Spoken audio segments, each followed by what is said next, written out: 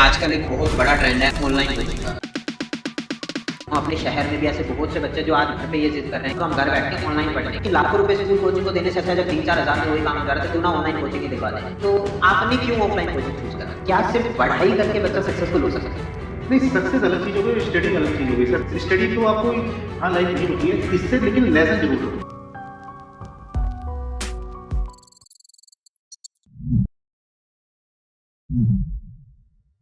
हम बात करते हैं जेई की, नीट की, बच्चों की तैयारी की, उनकी सक्सेस स्टोरीज की, लेकिन हम भूल जाते हैं वो कहानी उस तैयारी की जो इस कोचिंग इंस्टीट्यूट के बाहर होती है। नमस्कार, मेरा नाम यतीश है और आज मेरे साथ इस पॉडकास्ट में वो इंसान है जो हर साल तैयारी करता है जबकि उन्हें कोई एग्जाम नहीं देना। आज मेरे साथ मौजूद हैं शलभ रस्तोगी सर, जो कि वैभव रस्तोगी के फादर हैं, जो कि अभी एक जेई एस्पिरेंट है। आज जानेंगे उनसे उस साइड की स्टोरी जो शायद स्क्रीन पर नहीं आ पाती। सर, बहुत बहुत स्वागत है आपका आज के इस पॉडकास्ट थैंक यू में। यतीश जी। सर, सबसे पहले तो मैं आपसे यही जानना चाहता हूँ कि आज के दौर में ये कॉम्पिटिटिव एग्जाम्स का प्रचलन है। हर बच्चा कहीं ना कहीं किसी ना किसी एग्जाम की तैयारी कर रहा है। लेकिन जब आप लोगों ने अपनी पढ़ाई करी थी उस वक्त ऐसा कुछ नहीं रहा होगा, तो उस वक्त एजुकेशन किस तरह से थी? किस तरह बच्चे सेलेक्ट होते थे, इंजीनियर बनते थे, और आज ये प्रोसेस कहाँ आ गया है? उस समय तो सर बेसिकली जो मतलब आपका बोर्ड एग्जाम होता था, बच्चे उसी की तैयारी करते थे। उसी के बेस पे जो है अपना कॉम्पिटिटिव एग्जाम्स की प्रिपरेशन बाय बुक्स ही होती थी। कैरियर इंस्टीट्यूट वगैरह कोई इस तरह के रहे होंगे इंस्टीट्यूट, एक दो तो वो थे। अदरवाइज मतलब बच्चे जो था टीचर्स के पास ही फिजिकली जाते थे और अपनी प्रिपरेशन करते थे। जिसको भी मतलब देना होता था, उसके बाद में अपना कॉम्पिटिटिव एग्जाम दिया और सिलेक्शन होता था। सर, अभी आप थोड़ा अपने बारे में बताओ। अभी आप कहाँ जॉब कर रहे हैं, किस फील्ड के अंदर है? मैं मेडिसिन बिजनेस कर रहा हूँ और रेवाड़ी में ही हूँ। तो सर, जब आप अपनी स्कूलिंग के टाइम पे थे या जब आप अपनी पढ़ाई कर रहे थे, तो आपके साथ भी ये सब रहा होगा कि मैं इंजीनियर बन जाता हूँ, डॉक्टर बन जाता हूँ, तो आपने किस तरह अपना करियर प्लान करा? मैंने मतलब इतना कुछ नहीं सोचा था, क्योंकि मैं मीडियम ही था पढ़ाई में।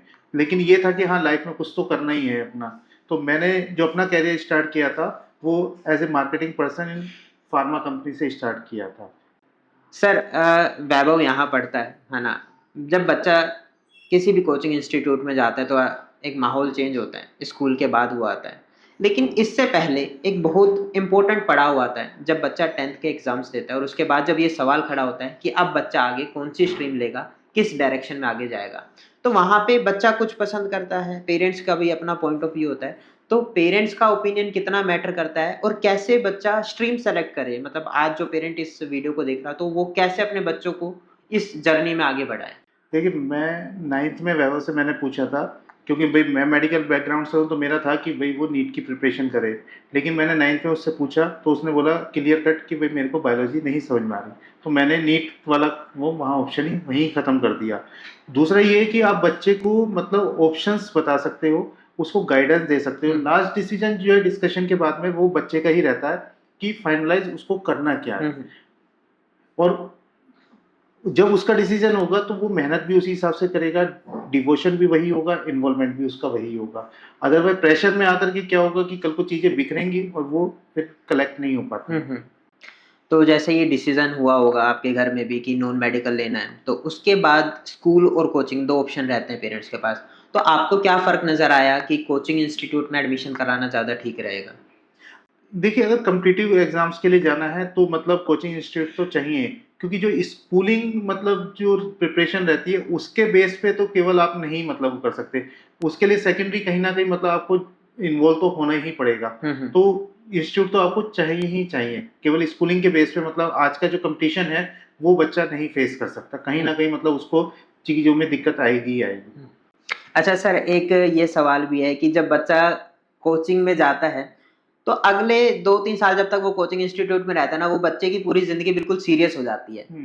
कोई मतलब एंटरटेनमेंट का सोर्स नहीं रहता, तो ऐसे में बच्चे में स्ट्रेस भी बढ़ जाता है। तो आप कैसे मैनेज करते हैं? मतलब क्या पढ़ाई से हटकर भी बात करते हैं वैभव से? वो थोड़ा आप शेयर कीजिए। हाँ, बातें तो होती हैं, टाइम भी इन्वॉल्व किया जाता है और मतलब उससे पूछा भी जाता है कि भाई तुम्हें यहाँ कोई प्रॉब्लम तो नहीं आ रही है, भाई किसी लेवल पे किसी भी चीज़ की, पढ़ाई से है या किसी और उस पे है, टॉपिक पे है। तो वो जब आप टाइम दोगे तो वो शेयरिंग भी होगा। होता क्या है कि पेरेंट्स मतलब कट ऑफ हो जाते हैं कि भाई ठीक है ये इंस्टीट्यूट जा रहा है इंस्टीट्यूट से आ रहा है, बाकी अपना स्टडी कर रहा है। अगर वहाँ चीजें थोड़ा सा टफ हो जाती हैं बच्चों के लिए, तो टाइम तो आपको देना ही पड़ेगा। वो भाई आप कहीं आउटिंग भी करा सकते हो या घर में भी दे सकते हो, वो आपका अपनी चॉइस है, लेकिन मतलब बच्चे को टच चाहिए होता है, तो वो टच तो आपको देना पड़ेगा अपने लेवल पे। सर कई बच्चे हैं जिनके पेरेंट्स विलेजेस से बिलोंग करते हैं ना, तो मैं जब उनसे मिलता हूँ मुझे ये सुनने को मिलता है कि क्योंकि उनके ज़माने में ये पढ़ाई नहीं थी, आज ये जो बच्चा बुक्स पढ़ रहा है या जो भी सिलेबस वगैरह पढ़ रहा है, तो पेरेंट्स बड़ा अपने आप को ऐसा मानते हैं कि हमें तो इसके बारे में नहीं पता, तो वो छोड़ देते हैं सब कुछ। लेकिन जब बच्चे को बिल्कुल छोड़ दिया जाता है तो कहीं न कहीं बच्चा डिस्ट्रैक्ट भी हो सकता है ना? तो आपका क्या मानना है इसमें कि मतलब अगर आपको उन सब्जेक्ट्स की नॉलेज नहीं भी है, तो भी हम बच्चों के साथ किस तरह इन्वॉल्वमेंट बना सकते हैं? सर पता है क्या है, ये पेरेंट्स का ना एक एक्सक्यूज है। मतलब मैं अपनी जनरेशन की बात करूं तो हमारे टाइम पे एक मोहल्ले में एक आधा कोई लैंडलाइन कनेक्शन होता था और उस पे ही पूरे उसकी कॉलिंग आती थी। उसके बाद में लैंडलाइन बढ़ने लगे, उसके बाद में मोबाइल भी आ गए, इनकमिंग के भी हमने पैसे दिए, उसके बाद में स्मार्टफोन भी आ गए। और आज के टाइम में ये देखिए कि हो सकता है उसको अपने सिग्नेचर करने ना आते हो, वो पर्सन भी यूपीआई पेमेंट भी कर रहा है और स्मार्टफोन भी कर रहा है। तो ये तो मतलब ये ना कि हमारी नीड थी तो हमने उसके लिए काम किया ना। तो अगर आपको लगता है कि आपके बच्चे को किसी चीज की नीड है, तो उसके लिए जब आप इंटरेक्शन करेंगे लोगों से, आपको रास्ते भी मिलेंगे और चीजें भी पता लगेंगी। आप ये बोले कि भाई मैं सुबह गया और मैं रात को आ गया, तो मेरा काम तो केवल ये अर्निंग वाला था, या मदर का काम ये था कि भाई मैं घर पे ही अपनी जॉब में रहना है, तो वो तो केवल एक एक्सक्यूज वाली बात हो गई कि मतलब भाई मैं गाँव में हूँ या शहर में हूँ। शहर में भी लोग ऐसे हैं, बहुत मतलब ऐसे हैं कि जो पूरे पूरे हफ्ते घर नहीं आ पाते, लेकिन वो फिर भी अपनी चीजें मैनेज करते हैं। बिल्कुल, बिल्कुल। तो ये तो एक एक्सक्यूज ही है कि मतलब कि भाई मेरे को नॉलेज नहीं है या मेरे पास में सब्जेक्ट नहीं थे, तो मैं कुछ भी नहीं कर सकता। नहीं, ये तो मैं आपको ये देखता हूँ जनरली आप डेली आते हैं उसको छोड़ने लेने जाते हैं तो काफ़ी इन्वॉल्वमेंट है। काफ़ी पेरेंट्स हैं जो छोड़ देते हैं लेकिन आपका काफ़ी टच है। तो इससे डेफ़िनेटली रिज़ल्ट्स में भी आपको मिलता होगा बच्चे में। लेकिन बात करूँ रिज़ल्ट्स की तो हमेशा ऐसा नहीं होता कि बच्चा टॉप परफ़ॉर्मर ही होता है, नंबर भी कम आते हैं। तो ऐसे टाइम पे जब बच्चे के नंबर कम आ रहे हैं तो पेरेंट्स का रिएक्शन क्या होना चाहिए? पेरेंट्स का रिएक्शन वही है कि भाई पहले तो आप बच्चे को प्यार से अपना गले लगाओ कि भाई जो ये रिजल्ट था ये तो आना था, आ चुका, इसको तो आप अब चेंज कर नहीं सकते। लेकिन इसकी वजह से ये नहीं कि लाइफ को स्पॉइल करना है, आगे बेटर क्या करना है, आगे यहाँ गलतियां क्या हुई या मैंने जो पिछली गलतियां क्या की उन पे करेक्शन करना है, उन पे काम करना है। और केवल यही एक एग्जाम नहीं है, लाइफ लंबी है तो एग्जाम भी बहुत सारे होंगे और करने के लिए भी बहुत कुछ होगा। यहाँ एंड नहीं है, ये एक बिगिनिंग भी हो सकती है। और जनरली हम बात करें जब बच्चों को हम कुछ भी समझाना चाहते हैं तो हमें ऐसा लगता है कि ये बच्चा तो बात ही नहीं मानता। तो ये किसी पर्टिकुलर बच्चे के साथ नहीं, मैं तो ये देखता हूँ ये 99% बच्चों के साथ है कि बच्चा शायद एक सोर्स से बात नहीं मान रहा तो उसको कहीं न कहीं दूसरे सोर्स की ज़रूरत है। तो ऐसे में बहुत ज़रूरी है कि जो पेरेंट्स हैं वो टीचर्स के साथ कनेक्टेड रहें, है ना? तो कई पेरेंट्स होते हैं जो सिर्फ़ पीटीएम का वेट करते हैं और पीटीएम में भी नहीं आते। तो पेरेंट्स और टीचर्स के बीच जो कनेक्शन है वो कितना इम्पोर्टेंट है आपकी नज़र में? देखो सर, मैं तो मतलब यहाँ के टीचर्स की बात करूँ तो आप लोगों का इंटरेक्शन में मतलब कहीं कोई कमी नहीं रहती है, करने वाला चाहिए उस इंटरेक्शन को। जी। और आज के टाइम में तो ये है कि आप मैसेज भी कर सकते हो, कॉल भी कर सकते हो, और आप लोगों के लेट नाइट भी रिप्लाई आते हैं, ये नहीं कि नहीं आते हैं। जी। भाई पूरा दिन अगर मान लीजिए क्लासेस में बिजी रहे, तो इंटरेक्शन जरूरी है, उसके लिए आप टाइम भी ले सकते हैं। जो टाइम दोनों की म्यूचुअल अंडरस्टैंडिंग से मैच करे उस टाइम पे आप कॉल भी कर सकते हैं, मिल भी सकते हैं, चैट भी कर सकते हैं मतलब। और मैसेज कन्वे होगा तो उस प्रॉब्लम का सॉल्यूशन भी निकलेगा। जब मैसेज ही कन्वे नहीं होगा तो प्रॉब्लम का सॉल्यूशन भी नहीं निकलेगा। दूसरा दिक्कत ये आती है कि टीचर के पास में, तो एक टीचर के पास में मान लीजिए एक क्लास में 60 बच्चे हैं, लेकिन पेरेंट्स के पास में तो एक ही बच्चा है ना। जी। तो हाँ। उनके पास में ज्यादा चीजें हैं करने के लिए बच्चे के ऊपर एज ए टीचर। सर जैसे वैभव अभी ये तैयारी कर रहा है ना, या मान लेते कोई भी बच्चा तैयारी कर रहा है, तो पेरेंट भी बहुत क्लोज़ली उस तैयारी को देख रहा होता है। कई घरों में 2 बच्चे हैं, तो एक बच्चे से दूसरे बच्चे भी अफ़ेक्ट होते हैं, उस पे इम्पैक्ट बिल्कुल। जाता है। तो घर में किस तरह आप ये माहौल बनाते हैं कि मतलब बच्चे को एक पॉज़िटिव एनवायरनमेंट मिले? कई जगह मैंने देखा है कि बच्चे डिस्टर्ब रहते हैं फैमिली में भी, है ना, पढ़ नहीं पाते। तो ऐसी कौन-सी ज़रूरी चीज़ है? क्या सच में बच्चे को एक अलग कमरा देने की ज़रूरत है पढ़ाई के लिए, या बच्चे के साथ सिर्फ़ एक ठीक तरीके से एनवायरनमेंट बनाया जाए तो वो भी बच्चा पढ़ सकता है? नहीं, स्पेस का तो वही वाली बात हो गई कि सबकी अपनी अपनी फाइनेंशियल कंडीशन है, तो उस चीज का तो मतलब स्टडी से तो कहीं कोई मतलब नहीं है। आपको जो बच्चे को सुकून देना है वो आप एक कमरे के घर में भी दे सकते हैं और 10 कमरे के घर में भी नहीं मिलेगा। जी। अगर चीजें डिस्टर्ब हैं तो वो 10 कमरे में भी उसको प्रॉब्लम आनी है।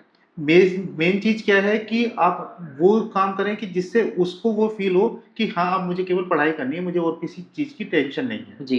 तो वो मैच्योरिटी आपके लेवल पे अपने आप होनी चाहिए कि क्या चीजें आपको घर में शेयर करनी है और क्या चीजें बच्चों के सामने शेयर करनी है और क्या नहीं अब करनी है। पहले ये देखा जाता है ये घर में 10-10, 12-12 लोग हैं, फिर भी बच्चे पढ़ लेते थे और आगे भी निकले हैं। होता था आपके ज़माने में तो ज़्यादा होता होता था सर, होता था। मतलब कि मैंने ऐसे बच्चे देखे हैं कि पेरेंट्स के पास में फीस के भी पैसे नहीं थे, किसी रिलेटिव ने उनको वो किया और वो आज यूएसए में बैठे हैं। बिल्कुल सर।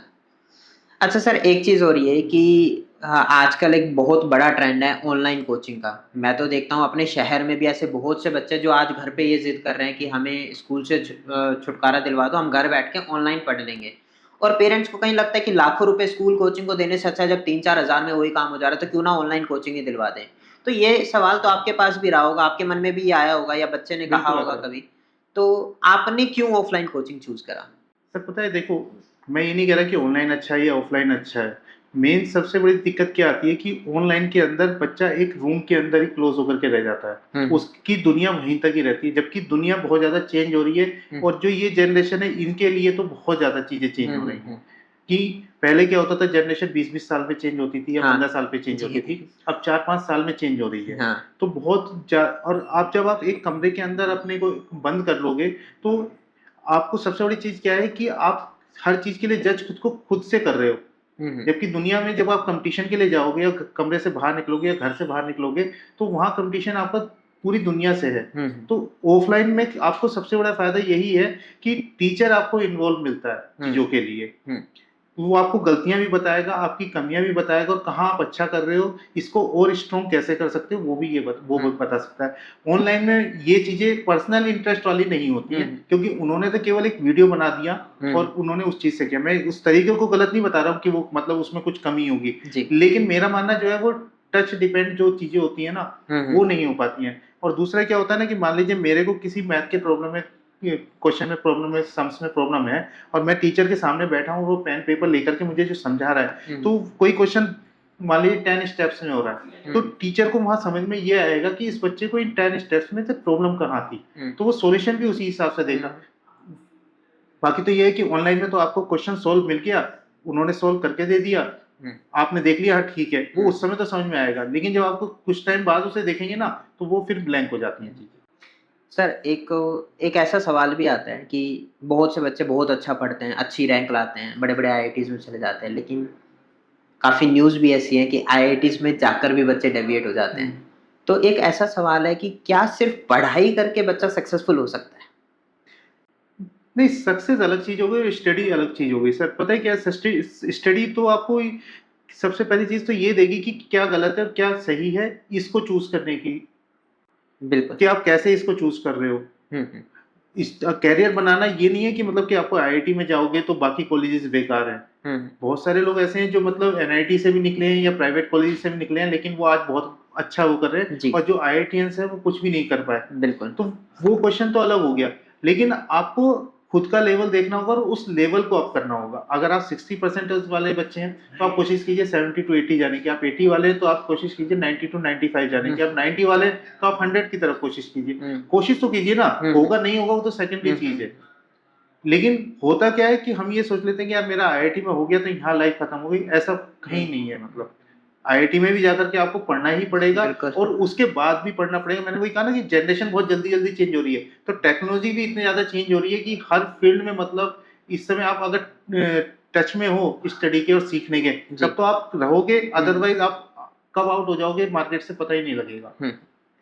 सर आप क्योंकि मेडिकल फ़ील्ड से भी जुड़े हुए हैं, मैं देखता हूँ इंस्टीट्यूट्स में काफ़ी बच्चे आ गए हैं जो पढ़ाई बहुत अच्छी कर रहे हैं लेकिन अपनी हेल्थ और रूटीन पे इतना ध्यान नहीं देते हैं।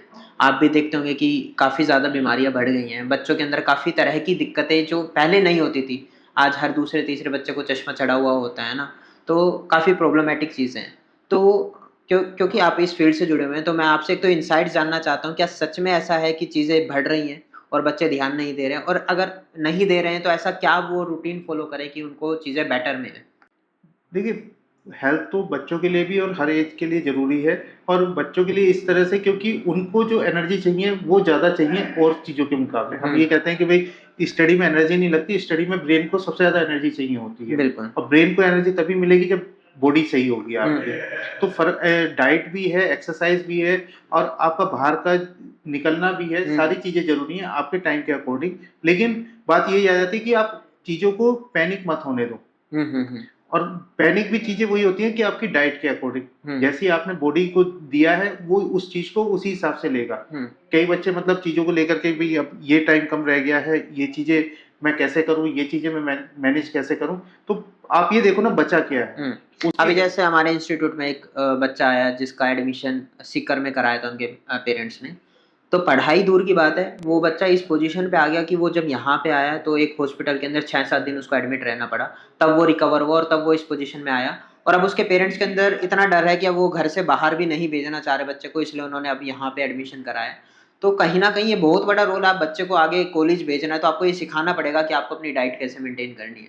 डाइट भी मेंटेन करनी है, और आपका मेंटल लेवल क्या है उसको भी आपको अप करना होगा और स्ट्रॉन्ग करना होगा। मैंने वही चीज बोली ना कि आप जब एक अपनी दुनिया में रहोगे तो आपको ये लगेगा कि यहाँ सारा कुछ कंफर्ट जोन है। वो ऑनलाइन क्लासेस के लिए भी है और वो एक आपकी अपनी चीजों के लिए भी, अपनी लाइफ के लिए भी है।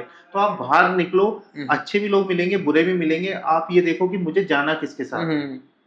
अब दिक्कत उसके साथ भी यही आई होगी ना कि जो उसकी उस सीकर से पहले की लाइफ रही होगी उसमें उसका इंटरेक्शन उतना ज्यादा लोगों से ना ही रहा होगा। एकदम से जब वो घर से बाहर निकला तो वहां जाकर के चीजें उसके लिए पैनिक हो गई। और शेयर करने के लिए कोई था नहीं। बिल्कुल। तो कंडीशन वो वहाँ है। तो चीजें यही है ना कि आप निकलो और करो। एक जगह बंद जाओगे तो वो दिक्कत करेगी। बिल्कुल।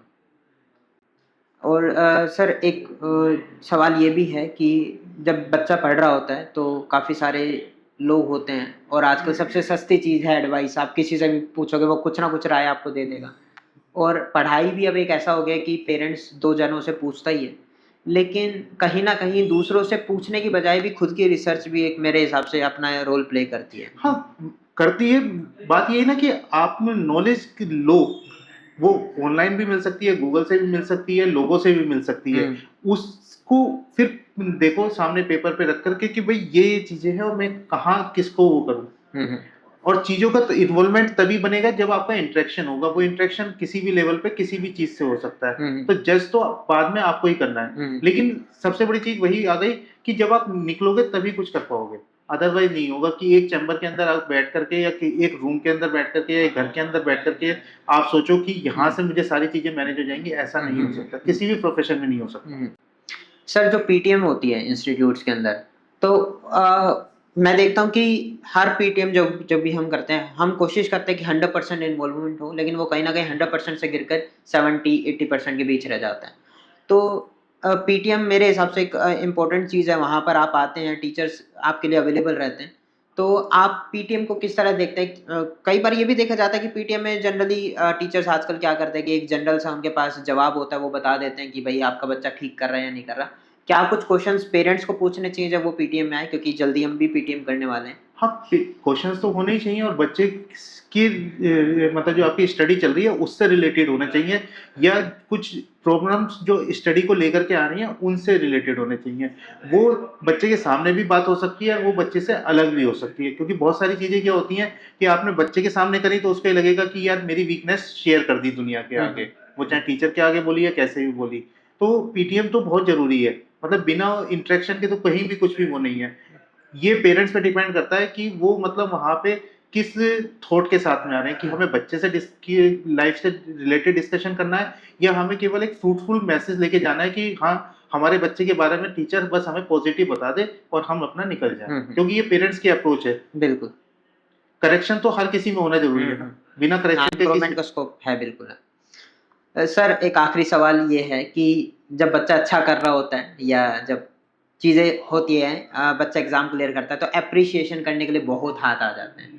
लेकिन कभी किसी कारणवश बच्चा रह जाए, एग्ज़ाम क्लियर ना हो, तो शायद एक बंद कमरे में माँ-बाप ही अपने बच्चे के आँसू पूछते हुए दिखते हैं। तो आप क्या मैसेज देना चाहेंगे? क्योंकि बहुत से लोग हैं, सभी बच्चों के पेरेंट्स ये वीडियो देख रहे होंगे, है ना? कि हर बच्चे को एप्रिशिएशन चाहिए, चाहे उसने कैसा भी परफ़ॉर्म करा हो, क्योंकि हम ऐसा नहीं कर सकते हम किसी बच्चे को छोड़ दें। हमारी क्लास में भी ऐसा होता है कि हमारी क्लास में 40-45 बच्चे हैं, तो 5 बच्चे अच्छा कर रहे हैं, 10 बच्चे ठीक-ठीक कर रहे हैं, बाकी बच्चों को इम्प्रूवमेंट की ज़रूरत है। अब टीचर भी अगर ये सोच ले कि बस मेरे को तो इस बच्चे को 5 बच्चों को पढ़ाना है, तो ऐसे नहीं चलेगा। तो आपकी तरफ से क्या मैसेज है जो बाकी पेरेंट्स देख रहे हैं इस वीडियो को? कि बच्चे ने जो किया वो तो फाइनल नहीं है ना, लाइफ आगे भी है। तो उसके साथ में इंटरेक्शन करो और उसे पॉजिटिव मैसेज ये दो कि यहाँ लाइफ नहीं रुकी है, इससे लेकिन लेसन जरूर लो जी। कि मैंने कहाँ गलती करी, क्योंकि अगर सब कुछ सही किया होता तो रिजल्ट ये नहीं होता। हाँ। तो कमियां तो है ना, उस कमियों को निकाल करके उन कमियों का सॉल्यूशन करना, और उसके लिए आप प्यार से भी बोल सकते हो, उसके लिए आप टफ भी हो सकते हो। लेकिन बच्चे को भी उस चीज को पॉजिटिव लेना होगा कि जो पेरेंट्स हैं वो मतलब मेरा अच्छा चाहते हैं, उन्हें अपने लिए पर्सनली कुछ नहीं चाहिए। हम्म। आपकी लाइफ अच्छी हो, आपकी लाइफ स्मूथ हो, आपकी लाइफ लग्जरियस हो, ये चाहते हैं वो आज के जी टाइम में। जी। तो उसके लिए आपको अपनी गलतियों से सीखना जरूर पड़ेगा। उसमें आप नेगेटिव ये सोचो कि यार पापा ने मुझे डांट दिया, यार मम्मी ने मुझे ऐसा बोल दिया हाँ। कि ये रिजल्ट रहा, उसके बाद भी ये रहा, तो वो गलत है। मतलब तो जो डिस्कशन है वो दोनों चीजों पे होना चाहिए कि रिजल्ट रहा, अच्छी बात है, जो भी आ गया इसमें आपको चेंज नहीं होना, ये तुमने अपनी बेस्ट कर लिया, लेकिन ये तुम्हारा बेस्ट नहीं है, इससे बेस्ट तुम्हें देना है। बिल्कुल। ये केवल गुड था तुम्हारा, बेस्ट पे तुम्हें जाना है। हाँ, बहुत लंबी जर्नी आगे, हर जगह एग्जाम से एग्जाम एग्जाम हर स्टेप पे एग्जाम है सर। आप घर से बाहर कहीं ट्रैवल करने निकलिए, ट्रेन में सफर कर रहे हैं वो आपका एक एग्जाम है, बिल्कुल। कहीं बस में सफर कर रहे हैं वो आपका एग्जाम है, किसी से आप मिल रहे हैं वो आपका एग्जाम है, आपको नहीं पता किसी अननोन से मिल रहे हो वो कैसा है कैसा नहीं है, कोई इंटरव्यू दे रहे हो तो, कि मार्केट में आप परचेजिंग करने जा रहे हो तो आपको नहीं पता कि सामने वाला कैसा है। तो एग्जाम तो हर स्टेप पे है, लेकिन ये है ना कि एग्जाम दे करके रिजल्ट आ गया ठीक है, लेकिन गलती कहाँ रही? अगर रिजल्ट अच्छा है तो हर कोई वाहवाही करेगा, वो हर किसी के लिए है, लेकिन जब कमी रही तो उस कमियों को दूर करना लेसन ये है। जी। बहुत अच्छा लगा सर आपसे मिलके, आपने इतना टाइम निकाला और मेरे अकॉर्डिंग काफी लोगों को काफी कुछ जानने को भी मिला होगा। Thank you so much sir. Thank you sir. तो आपने देखा कि किस तरह एक पेरेंट की भी जर्नी बच्चे के साथ साथ चलती है और किस तरह एक पेरेंट भी अपने एग्जाम की तैयारी कर रहा होता है। तो आप बने रहे हमारे इस यूट्यूब चैनल के साथ और आगे और भी ढेर सारी इंटरेस्टिंग स्टोरीज और बिहाइंड द सीन्स भी आपके लिए लेकर आएंगे। Thank you so much.